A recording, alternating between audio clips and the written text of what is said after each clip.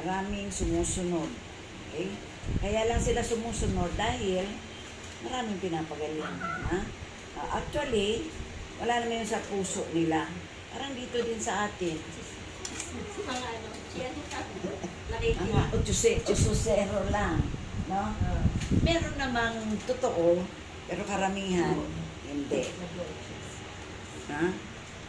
Kaya nga sabi ni Kristo sa Mateo 9:35, ano ang sabi niya? Mateo 9:35.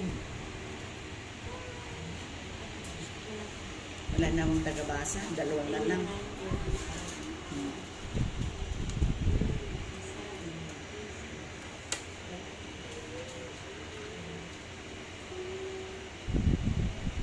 nilibot Nilibot ni Jesus ang lahat ng mga bayan at nayon doon. Nagtuturo siya sa kanilang mga sinagoga at ipinapangaral ang magandang balita tungkol sa paghahari ng Diyos. Pinagaling din niya ang lahat ng uri ng sakit at karamdaman. Sige, continue. Nang makita niya ang napakaraming tao, nahabag siya sa kanila sapagkat sila'y litong-lito at hindi alam ang gagawin, parang mga tupang walang pastol. Kaya't sinabi niya sa kanyang mga alagad, napakaraming aanihin, ngunit kakaunti ang mag-aani. Idalangin ninyo sa may-ari ng aanihin na magpadala ng mag-aani.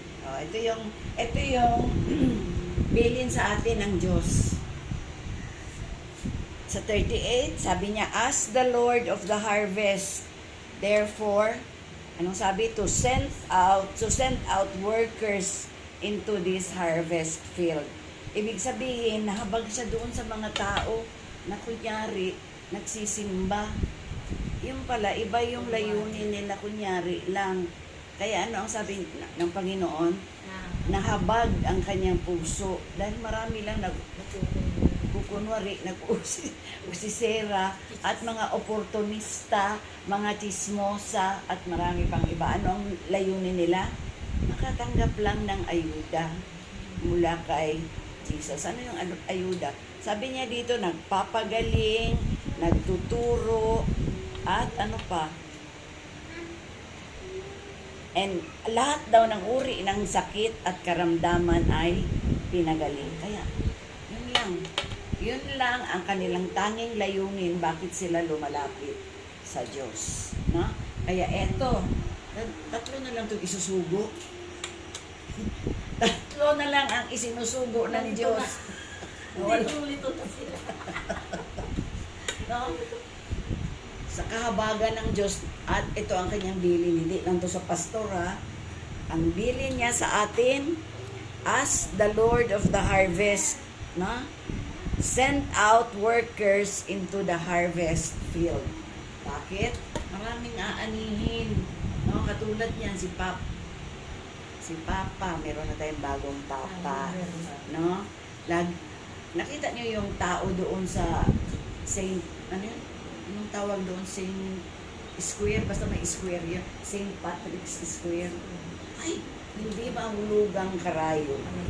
Kung kayo nakinig sa aking mensahe noon sa Media House, yung Tuesday nakinig kayo, sabi ko nga, hindi mahulugang karayom. Mga meeting di avance. Oo, mga nag-meeting di avance. Diba? Doon lahat ng tao. Oo. Bakit? Dahil meron silang matatanggap. Sabi ko, pag si Jesus ang tumawag ng meeting di avance, lagot na. Dahil sa pagpupunta dito ni Jesus, hindi na siya nagapagligtas. Siya ay hukom. Parang din sa yung St. Peter's Square pala. St. Peter's Square. Nakita ko sa Facebook, ang daming tao. Inaantay lang nila na mag-itim yata yung usok. Itim ba yung pastor? Iitim ang usok. Puti. Pag puti ang usok, meron na daw nakuhang papa. Talagang pinapahalaga nila ang tao. Kaya nandoon yung kahabagan na naman ni Jesus dahil walang natutunan. Sinabi mo pa, kapag sa church, maraming Oo, manghuhulog na sabi ko karayom. nga, pag sa church, ang daming mahuhulog na karayom Kasi kasi walang ilan tao. lang ang nagsisimba. Diba? Sa meeting di avance. Sa meeting di avance, Walang kahit nagkanda mahulugan. pagod na Punong-puno. sila sa, no? Nagkanda ipit-ipit na sila sa dami ng tao, Traffic. traffic pa rin, no? Kaya sabi ko pa, ano ba ang dinadaluhan nilang meeting? Eh, ang meeting lang naman na nire-require ni Jesus. Ganito, ay bukas na yan. Ay, bukas na kasi. Bible study, prayer meeting. Tayo nga, wala na ng prayer meeting. Aywan ko kung nakikijoin kayo sa prayer meeting tuwing Miyerkules, no? Tapos, yung pagsimba natin, worship service, yun lang naman. Ayaw ko magsimba. Wala bang pakinabang sa kanila ang salita ng Diyos? No? Wala bang ibig sabihin, walang dating? Gusto lang nila datong? Eh, ang datong galing din yan sa Diyos. No? Binibigay ng mga kandidato sa magaling. Taxes natin yon, no? Kaya, wala tayong utang na loob sa mga kandidato na nagbibigay ng ayuda. Tandaan ninyo, be wise. Kasi, once lang yan, every 6 years yata yan, na magaganap ang mga eleksyon na katulad yan. Kaya ipanalangin ninyo sa Panginoon kung sino yung karapat dapat. Hindi ko mo nagbigay na anuman kayo ng ayuda ay wala kayong utang na loob. Yan ang kanilang sinumpaang tungkulin na pagyamanin ang lahat ng mamamayan. Kalimitan niya yan eh, kapranggot lang yan napupunta sa mamamayan. Yung 2/3 napunta dito, sa bulsa, no? Wala kayong dapat ipagpasalamat sa kanila. Dahil hindi nila pera yun. Kaya yung nagpupumilit ng maging sinigurso o ano. Kasi malaki ang mga pera nila. Opo, ang napupunta lang sa pork barrel nila, sasabihin nila nagpagawa. Eh, nasisira naman kaagad ang mga tulay-tulay na yan. Kaya yung mga artista, wala nang kinikita sa pagka-artista. Kaya pasukan na sa politika. Doon na lang at doon sila doon. Tando na. Dito lang, Pinsibol Saka mga Revilla, party. Estrada, Philip Salvador. Pipili ka lang ano. Oo. Pili ka lang. Kung ilan lang. Buwan eh sa Senato, pwedeng 3 lang kunin mo. Ilan ba ang sila? Oo. Kahit isa lang kunin mo. Oo. Basta makabuto ka Sa na. 13 nga nakakahiya. Aba, nandoon na yung apo ni Revilla. Nag-aral ba yun? Abogado ba yun? Nandoon na yung mga ano ni Remulla. At inipon na lahat doon.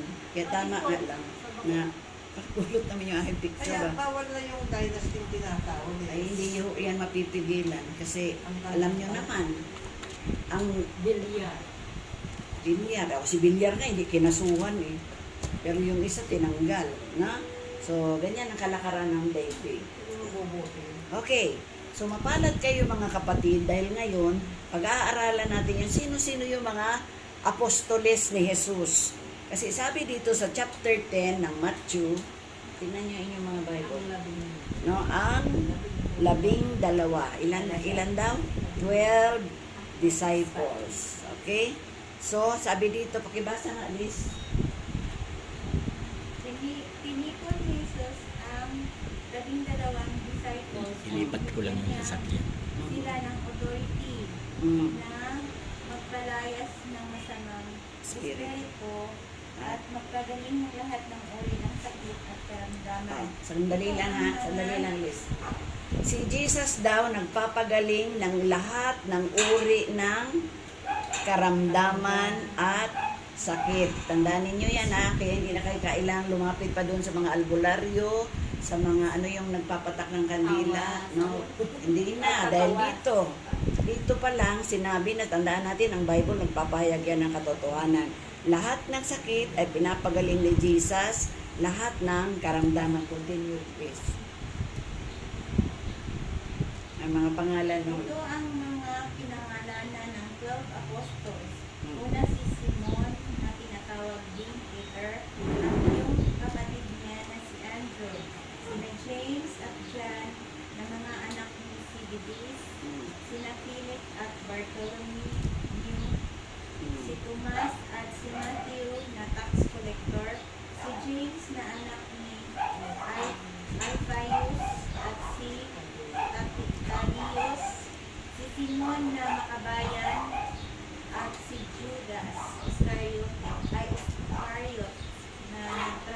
kay Jesus. Okay, so, sino-sino daw yan? Si Simon na tinatawag, Panyo. si Simon na tinatawag na, wala, ganito lang. Pedro. Na Pedro, no? Kaya yan si San Pedro. Number 1. Number 2, kapatid niyang si Andres. So, si Pedro, si Andres, Santiago. si Santiago, at ang kapatid niyang si Juan, si Felipe, at saka si Bartolome, si Tomas, at si Matthew na tax collector. Pag-aralan na natin yan. Si Santiago na anak ni Alphaeus at si Tadeus. Si Simon na Zilot at ang pang-12 si Judas Iscariote na nagtraidor, no? Nagtraidor kay Jesus. Okay, so tandaan niyo yung mga pangalan na yan. Hindi naman kailangan na inyong sauluhin yan, pero tatandaan ninyo na ito yung mga taong sinugo ni Jesus. Ito yung kanyang 12 disciples. No? So, kaya mapalad kayo dahil dito sa ating grupo, napapag-aralan natin itong sa ibang tao ay walang kabuhay-buhay na aralin. Para dito, alam ninyo kung sino-sino yung mga taong yun. 5 hanggang 10, te, kaya mo? Sino ako? Up. Five. Hanggang 10. Ang 12 ito, sinugo ni Jesus at kanyang pinagbilinan. Huwag kayong pupunta sa lugar ng mga hindi o sa alinang bayan ng mga Samaritano. Okay, sandali lang po, te. Ang bilin, huwag kayong pumunta doon sa mga hentil. Sino yung mga hentil na yon? Mga makasalanan at mga Samaritana. Pag sinabi natin Samaritana, ano yan? Hindi Hudyo. Mistisa. Isang babae. Na? Mistisa. Hindi puro. Si Jesus ayaw niya ng hindi puro. Katulad din ng pananampalataya natin, katulad ng tiwala natin. Ayaw niya ng half-half. No? Ayaw niya ng medya-medya. Kailangan pag nanampalataya ka, buo. No? Yun ang ibig sabihin niya. Okay, continue, te. Sa halip, hanapin ninyo ang mga nawawalang trupa ng sambayanan. Israel ng Israel.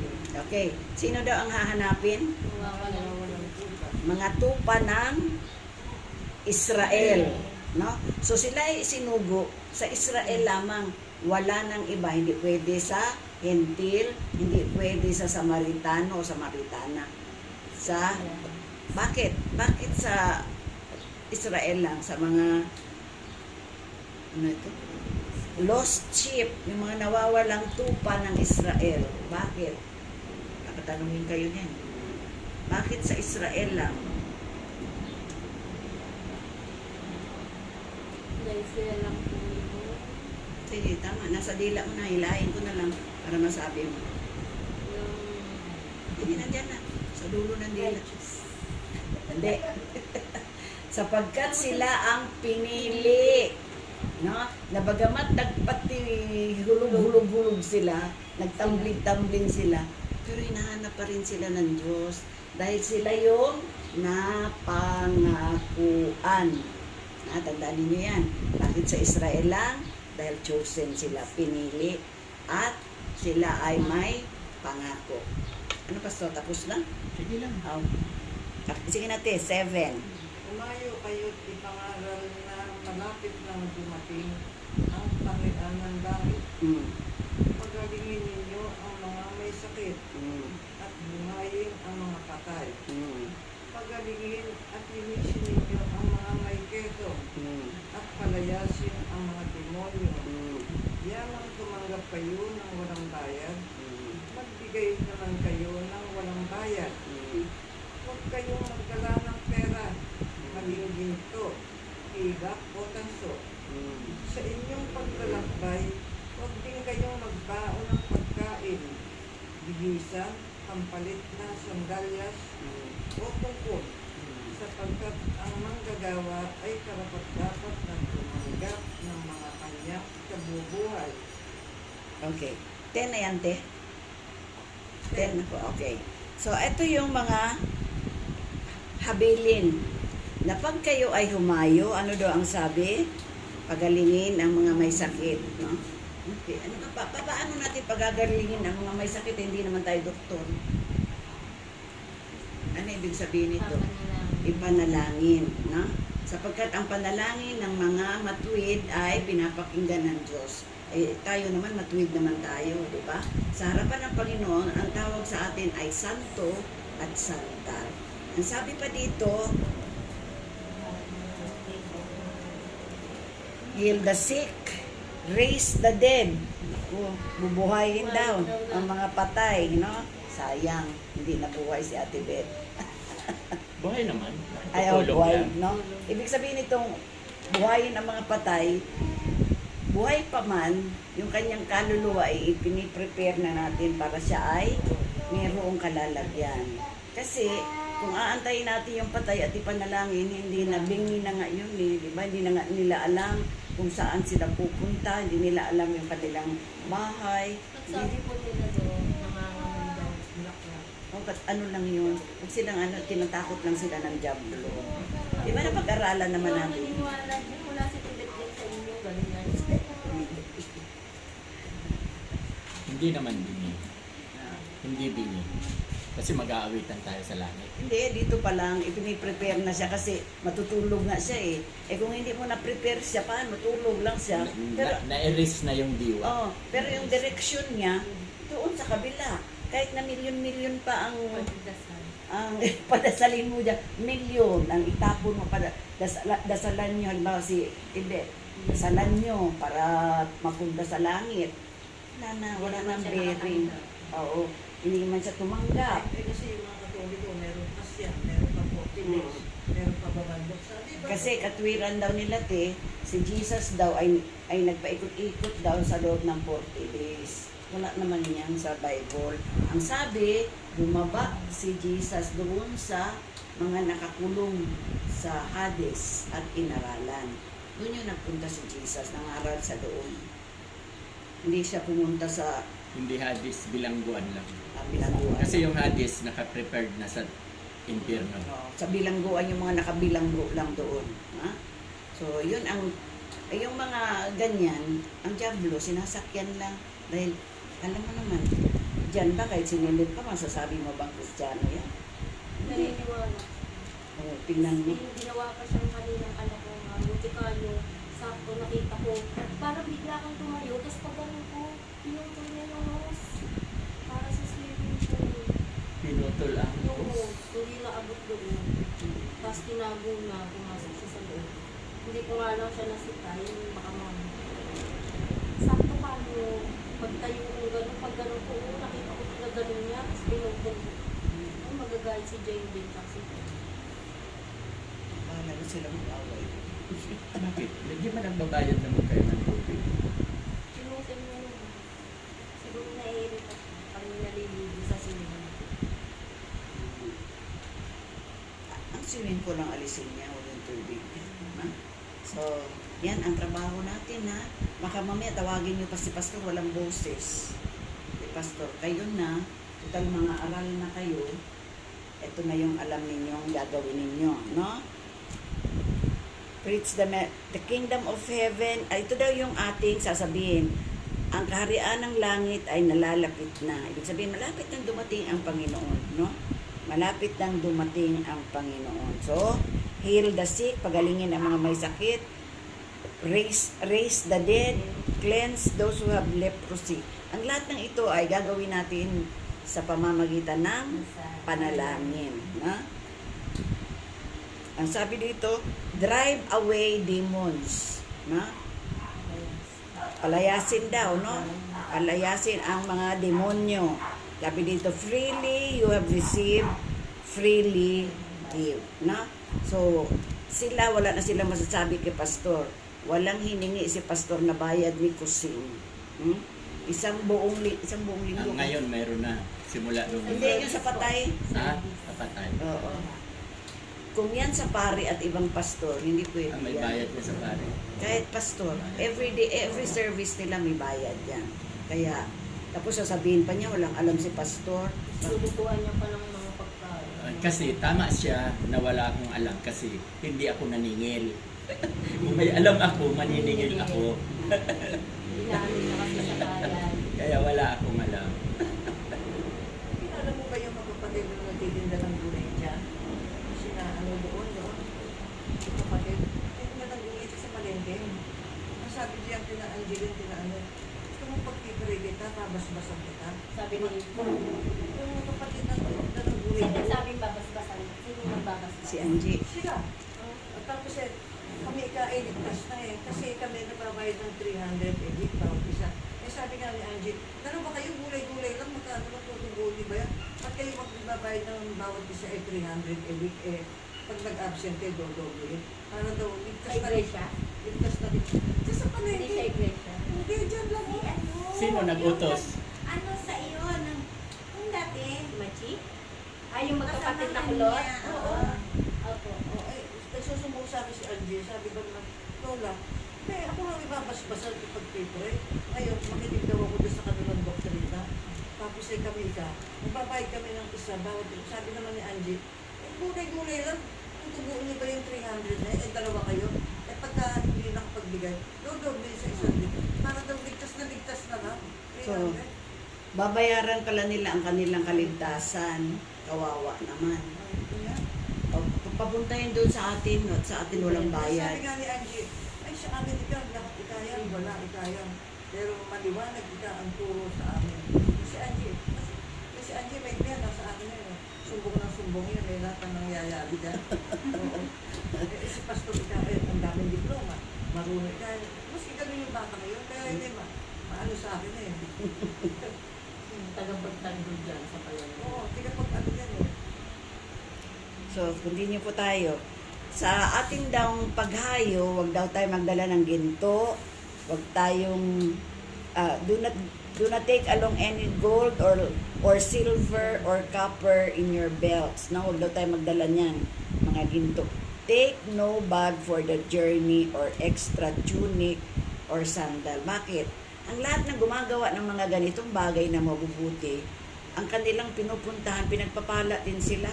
Halimbawa, wala, nagpudpud na ang tsinelas mo, bibigyan ka. Ganoon yun, no? So, huwag na tayong magbitbit daw dahil meron the worker is worth his keep, no? So, meron daw tayong aasahan doon sa pinupuntahan natin. Mahirap man siya o mayaman. Sabi dito, whatever, ikaw na, 11 hanggang 15. Saan mang bayan o nayon kayo dumating, humanap kayo ng taong karapat-dapat, pakituluyan at kayo ay tumulong sa bahay niya habang kayo'y nasa lugar na iyon. Ay, teka muna. Sino daw ang hahanapin natin para makituloy tayo? Yung mga Taong karapat-dapat, karapat-dapat, no? pakituluyan. Yung willing silang tanggapin ang mga manggagawa na Open. open yung bahay nila, no? Na hindi na tayo magbabayad ng extra kuryente, no? Mahal. Kasi singilin ulit pagdating ng bills. Kaya ganito, lalapit ako kay Ate Lene. Lene, arugain mo ako dito, ako titira sa inyo. Dapat naka-aircon ako. Libre pagkain, wag daw ako magdala ng pera. Open pa basta open. Di ba si Elijah, ganun? Si Elijah pinagpala yung tinuluyan niya na pulubi. Pag, Dalawa na kayo ni Cynthia na. Kasi si Cynthia ganyan ginagawa ko. Eh, makahiga, naka-aircon. Kasi baka pawisan. sa joke-joke lang yung akin. Pero ganun dapat talaga. Baka gusto ko sumama. Kaya, yan. Tama na si Pastor. Tatlo na kayo. Tama na lang. Sige, 12. Pagpasok ninyo sa bahay, sabihin ninyo, maghari nawa ang kapayapaan sa bahay na to. Teka muna. Pag ikaw papasok doon sa bahay doon, ano Maghari. sasabihin mo? Maghari nawa ang kapayapaan ng Diyos sa bahay. Yun na ang ito. sasabihin ko. Ha? Kasi kung ano-ano yung mga sinasabi niya no? Totoo talaga yan. Totoo. Totoo yan, nakasulat sa Bible eh. Nangyari na yan eh. Inaano ko lang sa inyo, ini-explain ko lang sa inyo. Kaya lang, yun ang pagkakaiba ko kasi pinagpapala na ako. Okay, continue. Hindi eh. 13. Kung karapat-dapat ang mga nakatira doon, panatilihin ninyo sa kanila ang inyong pagpapala. Ngunit kung hindi, gawin ninyo yun. Oh, ano daw ang sabi? Kapag karapat-dapat yung iyong pupuntahan na bahay, Lalo ano daw ang pagpapalain. sasabihin mo? Pagpapalain mo, pero pwede mong bawiin pag salbahe. Bawiin. No? Bawiin mo kapag siningil ka ng kuryente. Pag-alis, Hindi na po ako pag-alis ko. Binayaran ko na lang din. No? So, ang pagpapala pala ay binabawi din pag hindi karapat-dapat yung Totoo na. pinagpapala. Ha? Totoo na. Okay, so continue. At kung ayaw kayong tanggapin o pakinggan sa isang tahanan o bayan, umalis kayo roon at ipagpag ninyo ang alikabok sa inyong mga paa. Oh, yun. No? Tandaan ninyo yan, ha? Kapag hindi tinanggap sa isang tahanan ang manggagawa, ano daw ang gagawin? Ipagpag yung alikabok sa kanyang mga paa. Pasensya na, yun ang ginawa ko kila Christy. Kasi hindi kami welcome, pati sa Bible study, hindi. Pinagpagang ko sila. Pinagpagang ko. Saan ka naman nakakita na babay ko sa'yo? Doon yung mga pinagkanan nila, hindi pa naligpit Alam yung naman nila table. yung Malansa. Lansa. Ang labesa, ang Hindi mga welcome. sampay. Hindi sila rin. Sino ba kasama ko nun doon? Si Pastor kasama pa yung Hmm. pamangkin na ano. Saka ang kasama ko si Angie pala. Sabi nga ni Angie, Hindi ako welcome. Pinagpagang ko. Yan ang ginamit ko. So, tandaan natin na kapag hindi tayo welcome, pagpagan. Iwan. Iwan mo sa kanila alikabok o sa inyo na. No? So, ang pagpapala ay para lang sa mga mabubuting kalooban. Pag hindi, bawiin. Pagpagang. Okay, 15. Tandaan ninyo, sa araw ng paghuhukom, hindi na mabigat ang parusang igagawad sa mga mamamayan ng bayang iyon kaysa sa parusang dinanas ng mga taga-Sodoma at taga-Gomorra. Gomorra. Naku, ang tindi pala nito. Ngayon ko lang ito nabasa. Mas matindi pala ang mararanasan nila. Ang Sodoma at Gomorra ay pinaulan na ng asupre Apoy. na may apoy. Nung lumingon yung asawa ni, sino yun? Ni Lot, naging asin. So, ganyan ang mangyayari. So, mahigit pa daw. Mas matindi pa daw ang dadanasin. Nakatakot kaya kayo pag may kumakatok din dito sa inyo, sisinuhin nyo muna at pakikibagayan nyo ng ayos. Kasi baka mga angels yun na, oo, nagpapanggap lang sila pero angels pala sila. Hindi. Ang sa kuwan yan sa mga pastor yun. Lahat ng pastor. Pag pinasok sa bahay, pumasok sa bahay, at hindi iginalang, ganyan ang mangyayari. So may parusa ang mga salbahe. No? Hindi man natin gusto isabi ng Bible, hindi naman ako may sabi niyan. Nagbabasa lang ako.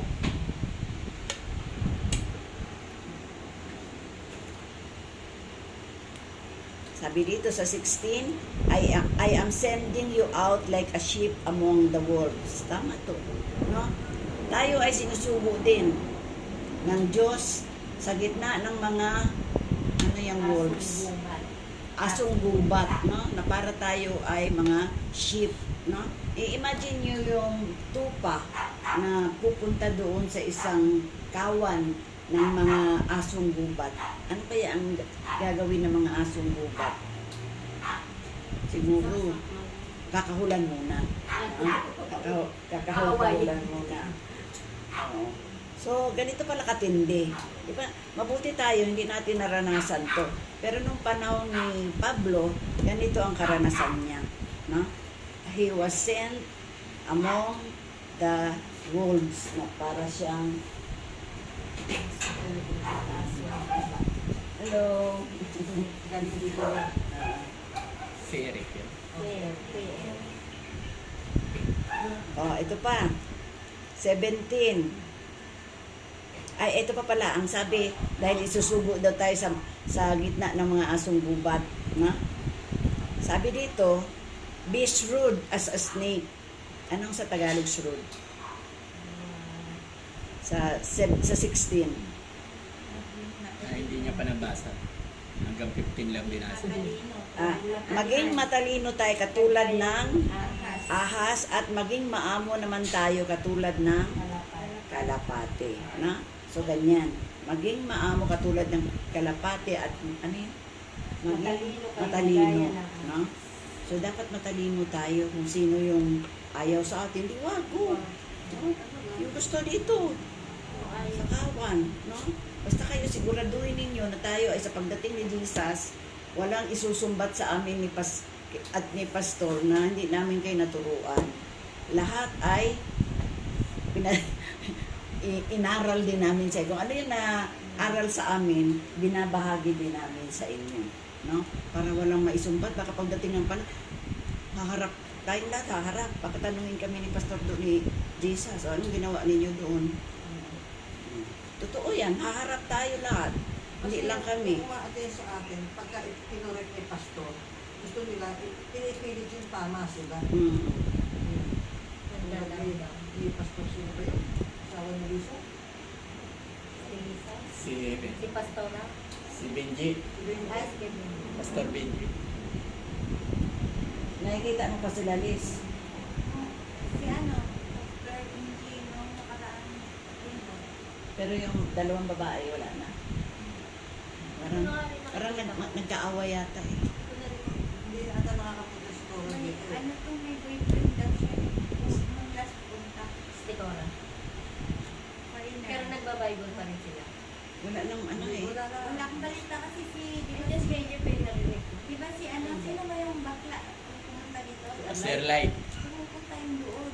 Bago Sir yung Light? pupunta doon, nandun yung sa akin. Pero- Wala naman, hindi na nagpupunta mga 2 weeks na. So, natigil na. No? Diyan nga sa Kaya pag hindi totoo, natitigil.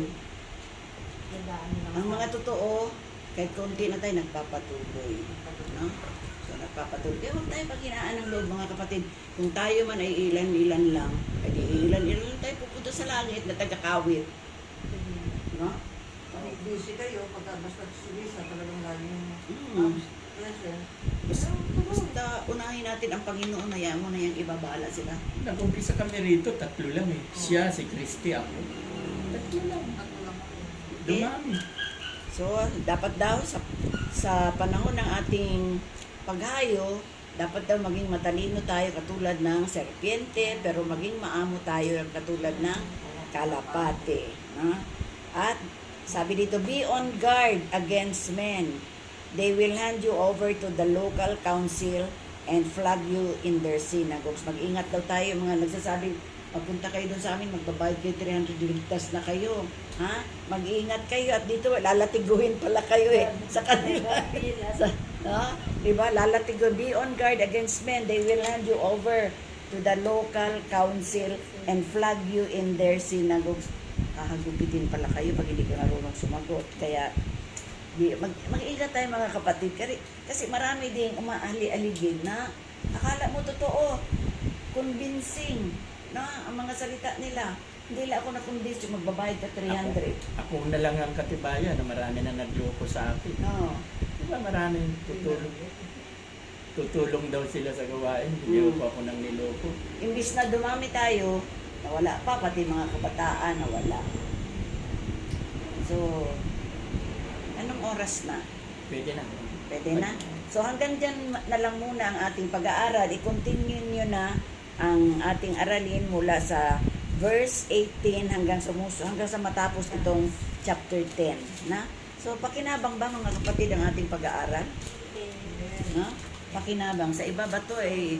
So, closing prayer si Ate Lenny. Closing prayer. Lord, maraming salamat po sa oras na ito. Tunay na dakila at makapangyarihan ka. Kahit po kami ko kung hindi, Panginoon po, magpapatuloy kami mag-aral na yung salita, Panginoon. Alam ko, Panginoon po, na ating mga kapatulong wala kami ito. Marami po hindi nakalapit. May kanya-kanyang dahilan. Palain mo rin po sila. Palain mo po kami dito na narinig po. Sabi mga po, Panginoon. Isa dalawang nakakapit. Panginoon, basta mo po. Alam mo, narinig po sa